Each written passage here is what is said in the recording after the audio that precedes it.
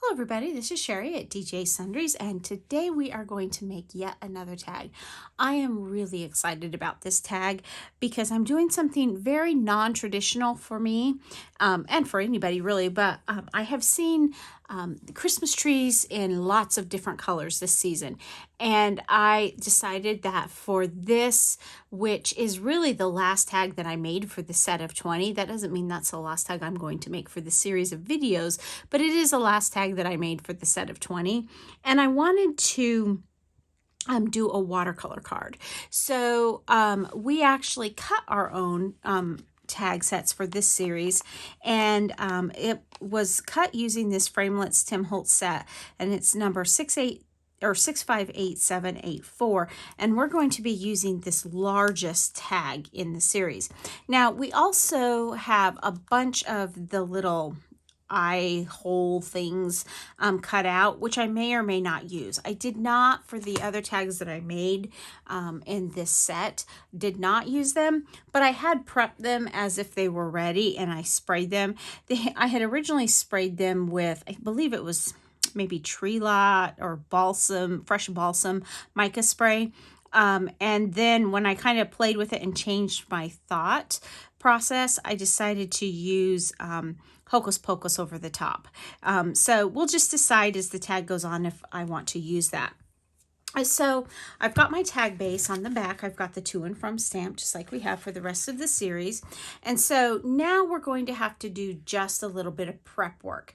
Now, this is a quick tip that I learned. I'm going to be spraying my stamp with the Hocus Pocus mica stain, but my original thought process is, okay, I want to get the tree on there first in the spray, and then I'll go back and I'll stamp the stem and the base. And I decided that that didn't really work because there's so much liquid on your stamp. It's really easy for it to slide and move, and when you're trying to do the final stamping for that trunk and for the base, some of them ended up a little bit wonky. And so I quickly learned that that wasn't going to work.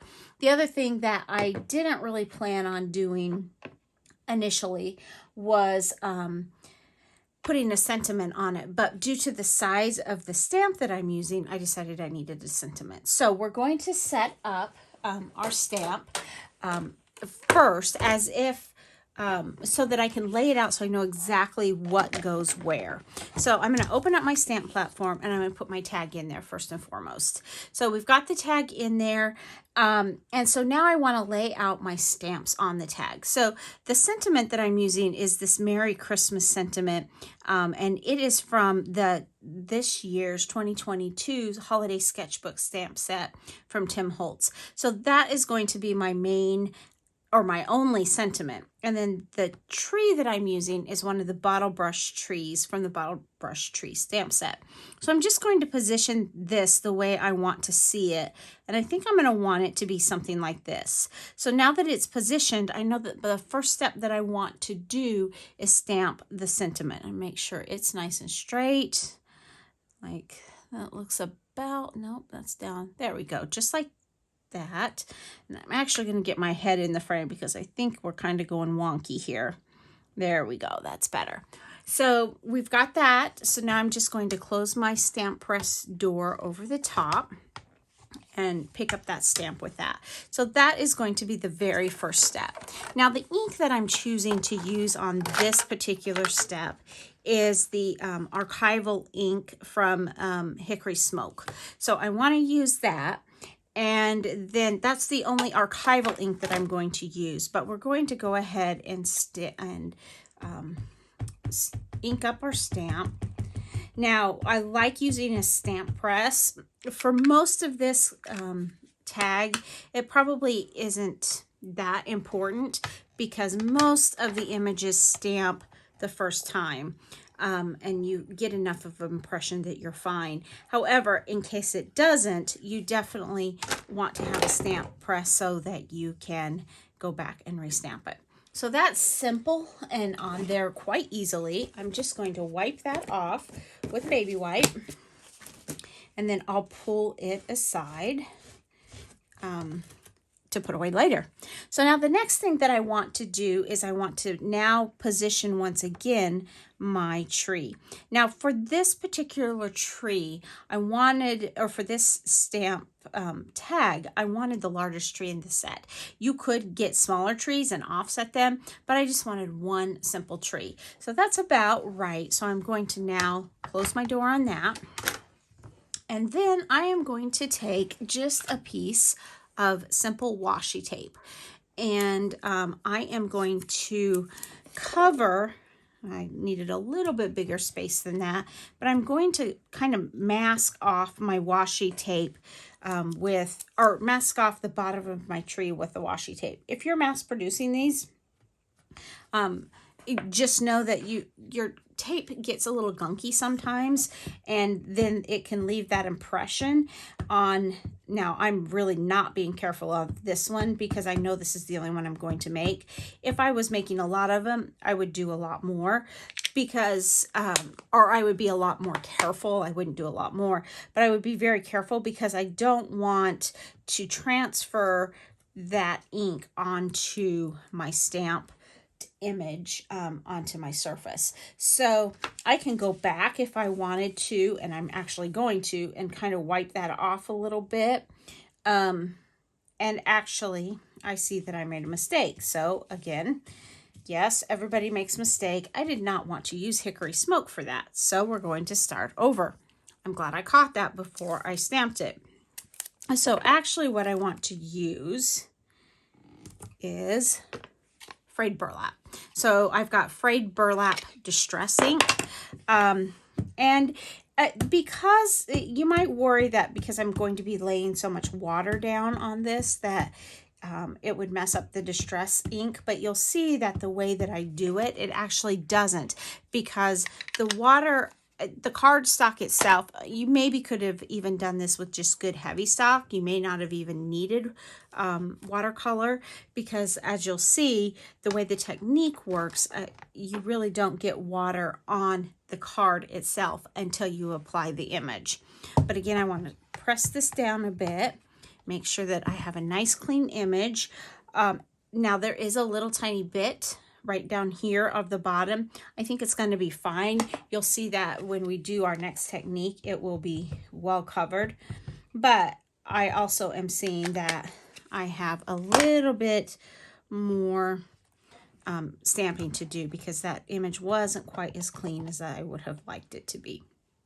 Now, the other thing to know is that if you were wanting to give this a more subtle watercolor look, you would probably want to go ahead and wet your card base, and then you would treat these portions of it a little bit differently.